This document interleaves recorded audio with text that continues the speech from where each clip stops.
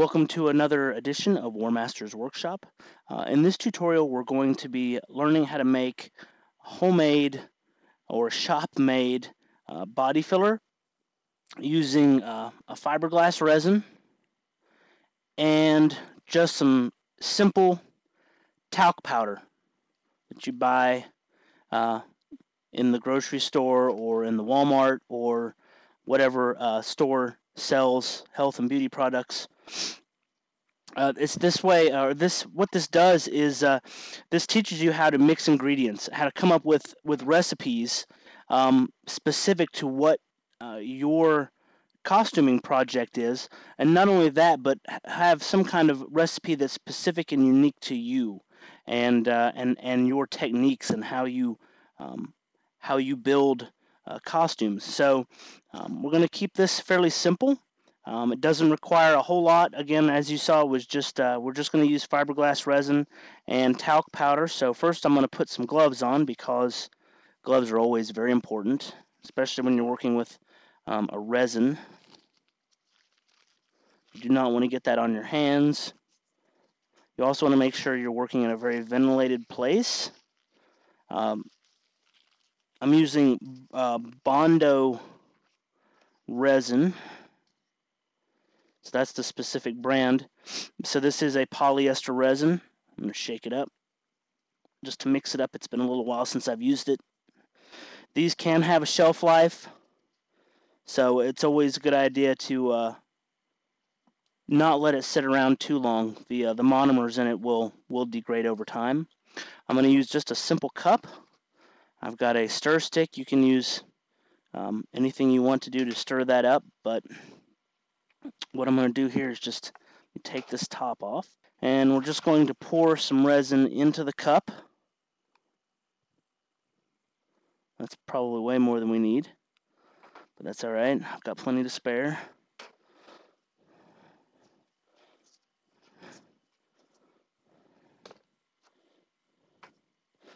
And then what I'm going to do here is I'm just going to add my talc before I add my hardener, because what you don't want to do is you don't want to add your hardener first, and then as soon as you do that, you kick off the reaction and your pot life begins. Alright, so to pop this top off, we just take a flathead screwdriver and you'll put it underneath the seam there, and you'll just turn it up and it'll pop this top right off. You don't want to take off this, you don't want to destroy the top. You also don't want to take off the sticker, because otherwise then you just have to go through the little holes, the little perforations, and that'll take forever. So this is the part where we figure out exactly how much powder that we need to put in there to thicken this up, okay? And also, this is a good time to figure out what other ingredients you might want to put in. If you have some chopped strand mat laying around, you can cut that up into small bits. Just take some scissors, pull it apart, cut it up and pull it apart so that it's really stranded. Make sure you're wearing a mask so that you don't get any of that fiberglass in your lungs. But you can tear that up and kind of pull it apart, drop it in, and now you'll have fiberglass strands in there. So it's, you've got some extra reinforcement. But since we're just worrying about the talc, what I'm going to do is I'm just going to start pouring it in. And of course, talc does want to get everywhere. So we're going to pour it in. I'm going to start stirring it up because I want to see how thick it gets. That talc will start to absorb that resin, and you'll start to see it. It will see how it becomes almost like a milkshake. Of course, it's a very foul-smelling and nasty milkshake, but I'll put some more in. And this is where the consistency, or I would say the density comes in, the density control. So see how it's a lot like it's almost like a honey thickness. A thick honey, almost, yeah, very honey-ish. So I'm going to put some more in. It does take a good amount of talc to do this. There are also other things you can use. There are these things called Q-cell and micro balloons. Both of those basically do the same thing talc does. Oh, here we go. You can start to feel this. You'll be able to feel it become more firm. I'll bring the camera down a bit so that you can see this better. But now see how it's really getting thick.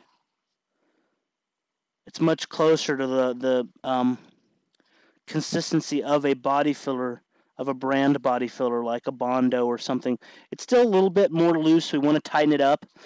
These are some terms that are come in handy. Loose means that it's still very liquidy, still very viscosity, and it's got a lot of viscosity, very viscous. When we say tighten up, what that means is that we make it a more dense, less runny mixture. So we're going to tighten it up with some more talc.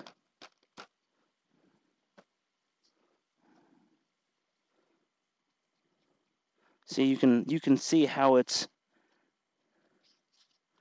really starting to get dense now.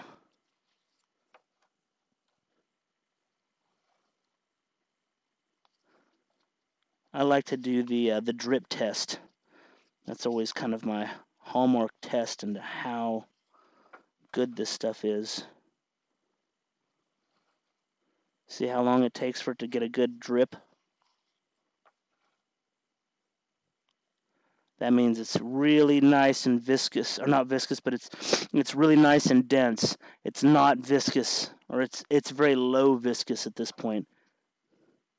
It's not nearly as runny as we'd like. Now I'm going to put a little more in because I still want this to be a bit more dense. And this is probably going to be the last of the talc that I add at this point, because it's, see how it's coming off. That's the way you want. You want it to look like that. Now as you stir it in, you can see, there we go. Now this is the consistency that we want. We want this to be almost like a really tight cake batter, like a very, yeah, a lot like a cake batter. See that? That's what you want. That's how your drip test should be with this stuff. It should take it, a good second and a half, maybe even 2 seconds, if you want a good thick body filler. Now again, you can make this as loose as you need to or as tight as you need to. Okay, you can loosen it up and you can make it more runny if you need it to get into spaces that are more difficult to spread it into. If you need it to be able to run into some spaces instead of spreading it in, I would make it a looser mixture with less powder, and make it more runny, more liquidy, more viscous. But for this application, we're going to make it nice and tight and firm. So what I'm going to do now is I'm just going to take my hardener, I'm going to give it a few drops. That was probably way more than I needed, but that's okay. I'm not really concerned about pot life. We want to mix this up real good. And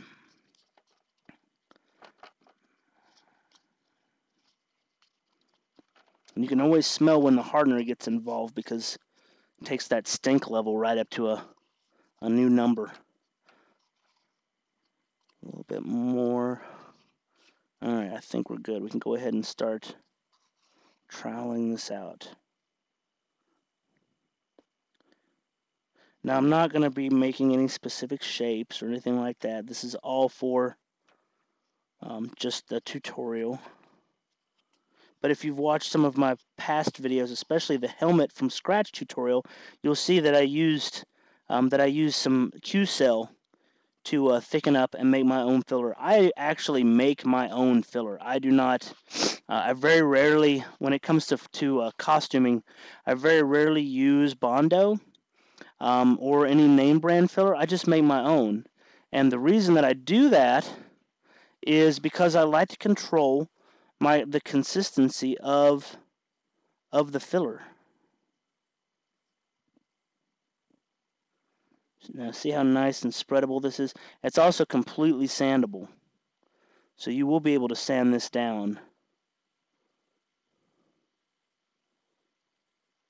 But we're just going to spread it out so you can see how well this stuff works. And how simple it is. And how low cost it is. You don't have to go dropping a bunch of money on body filler when you can just make your own filler.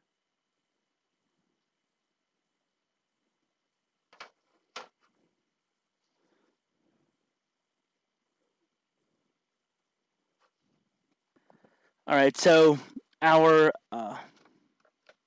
homemade filler here has dried, and as you can see, it's very tough, very stout.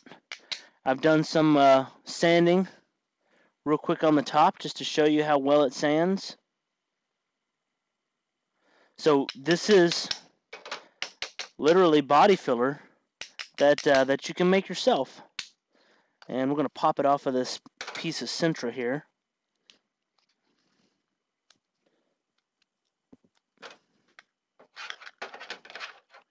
So you can get a good idea of, there we go, how it looks. See, nice and flat.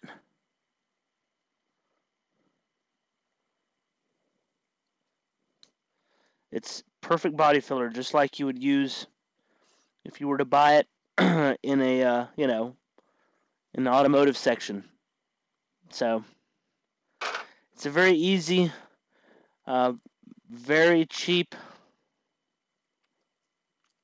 product that you can make at home or in your shop, and all you need is some talc powder and some resin, and you've got some nice, easy homemade filler. So hopefully this has been informative for you, and now you can take your first steps into the much larger world of recipe making and creating your own recipes for filler using your own additives that you want to use or that you've got, that you have around to use.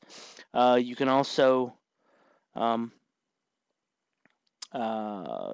practice with different types of resins to make resins that are better, more impact sustaining, as far as, they have a better drop of survivability if you drop them, a high impact, in other words, a high impact style resin, and you can come up with resins that flow better just by combining different types of resins. So don't be afraid to go out and create some of your own recipes. That's what a lot of casters do. And in the mold and mold making and casting side of things, a lot of them have their own recipes of different resins that they mix to create their own personal recipes. So don't be afraid to do that. And yeah, so if you enjoy these Warmasters workshops, please feel free to support them on Patreon. The link is at the bottom of the screen there, as well as in the description of the YouTube video. And we will see you in the next episode of Warmasters Workshop.